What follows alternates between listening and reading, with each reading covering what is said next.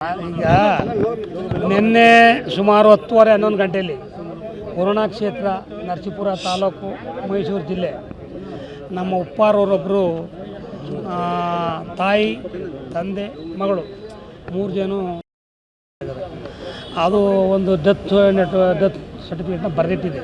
ನಂತರ ನನಗೆ ಇಂಥವನು ಡೆತ್ ನೋಟ್ನ ಬರೆದಿಟ್ಟು ಇಂಥವನು ನನಗೆ ಚಿತ್ರಹಿಂಸೆ ಕೊಟ್ಟು ನಮ್ಮ ಸಾವಿಗೆ ಅವನೇ ಕಾರಣ, ಅವನಿಗೆ ಶಿಕ್ಷೆ ಆಗಬೇಕು, ನಮ್ಮ ಬಾಳ್ನೆಲ್ಲ ಹಾಳು ಮಾಡಿ ನಮ್ಮ ಈ ಪರಿಸ್ಥಿತಿ ಮಾಡೋಕ್ಕೆ ಅವನೇ ಕಾರಣ ಅಂತ ಕೊಟ್ಟಿದ್ದಾರೆ, ಉಲ್ಲಾಸಗೌಡ ಅಂತ.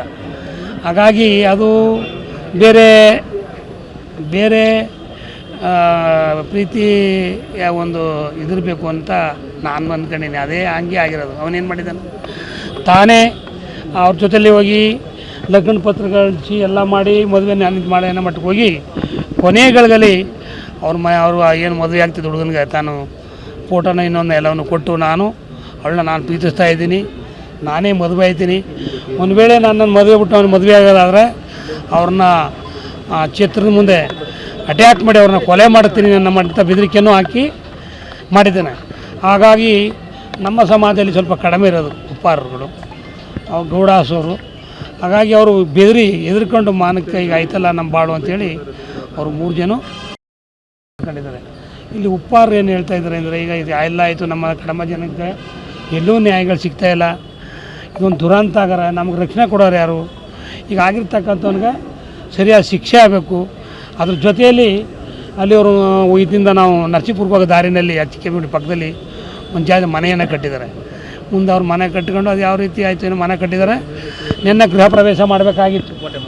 ಆಗ ಅವ್ರ ತಾಯಿ ಹೋಗಿ ಇದು ನಂದು, ಹೆಂಗೆ ನೀವು ಗೃಹ ಪ್ರವೇಶ, ಅದೆಲ್ಲ ಹೆದರಿಕೆಯಾಗಿ ಇವೆಲ್ಲವೂ ಕಾರಣಗಳಾಗಿ ಅವ್ರು 3 ಜನ ತಟ್ಟಿದ್ದಾರೆ. ಈಗ ತೀರ್ಮಾನ ಏನಾಯಿತು ಸರ್? ಇನ್ನೂ ತೀರ್ಮಾನ ಏನೂ ಆಗಿಲ್ಲ. ಬಟ್ ನಾನು ಬೇಡಿಕೆ ಅಂದರೆ ಅವರು ಈಗ ಅವ್ನಿಗೆ ಶಿಕ್ಷೆ ಆಗಬೇಕು, ಎಲ್ಲ ಕೇಳೋದೇ, ಪರಿಹಾರ ಕೊಡೋದು ಬಿಡೋದು ಎಷ್ಟು ಕ್ವಶನು. ಆದರೆ ತಪ್ಪು ಮಾಡಿ ನಮ್ಮ ಇಡೀ ಕುಟುಂಬದ ಸರ್ವನಾಶ ಮಾಡೋ ಕಾರಣ ಆದಂಥ ಅವನಿಗೆ ಮರಣದಂಡನೆ ಆಗೋಂಥ ಒಂದು ಶಿಕ್ಷೆ ಆಗಬೇಕು ಅನ್ನೋದವರ ಬೇಡಿಕೆ. ಇನ್ನೊಂದು ಉಳಿದಿರ್ತಕ್ಕಂಥ ಅಳಿಯ ಮತ್ತು ಮುದುಕಮ್ಮ, ಒಂದು ಅಜ್ಜಿ ಮತ್ತು ಮಗಳು 3 ಜನ ನಮ್ಮ ಈ ಜಾಗ, ಅವ್ರು ಕಟ್ಟಿರ್ತಕ್ಕಂಥ ಜಾಗನ ನಮಗೆ ಮಾಡ್ತಕ್ಕಂಥದ್ದು ಆಗಬೇಕು, ಸರ್ಕಾರದಿಂದ ಸೂಕ್ತ ಪರಿಹಾರನ ಕೊಡಿಸಿ ಅಂತ ಬೇಡಿಕೆ ಇಟ್ಟಿದ್ರೆ ಅಲ್ಲಿ ಅದು ನಮ್ಮ ಮಾಜಿ ಮುಖ್ಯಮಂತ್ರಿ ಆದಂಥ ಸಿದ್ದರಾಮಯ್ಯನವರ ಕ್ಷೇತ್ರ ಆಗಿದೆ. ಅವ್ರ ಮಗ ಯತೀಂದ್ರ ಸಾಹೇಬರು ಅವರು ಒಬ್ಬ ಮಂತ್ರಿಗೆ ಬರ್ತಾಯಿದ್ದಾರೆ. ಅವರು ನಾನು ಮಾತಾಡಿ ಸರ್ಕಾರದಿಂದ ಕಾನೂನುಬದ್ಧವಾಗಿ ಕೊಡೋದಿದ್ರೆ ಕೊಡಿಸ್ತಕ್ಕಂಥದ್ದು ವೈಯಕ್ತಿಕವಾಗಿ ಪರಿಹಾರ ಕೊಟ್ಟು ಅವರ ಮುಂದೆ ಜೀವನ ಅನುಕೂಲ ಮಾಡ್ತಕ್ಕಂಥದ್ದನ್ನ ನಾವು ಮಾಡ್ತೀವಿ. ನ್ಯಾಯ ಮತ್ತು ಕುಟುಂಬಕ್ಕೆ ನ್ಯಾಯ ಯಾರು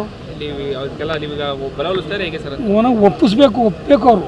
ಯಾಕಂದ್ರೆ ಸುತ್ತಮುತ್ತ ಇದ್ದಾಗ ನಮ್ಮ ಒಬ್ಬರು ಹಿರಿಯ ಸಹಕಾರಿ ಮಾದೇಗೌಡರು ಅಂತ ಮಾದೇವಣ್ಣ ಭಾಳ ಆತ್ಮೀಯನ ಬರುವ ಫೋನ್ ಮಾಡಿ ಮಾತಾಡಿದ್ದೀನಿ.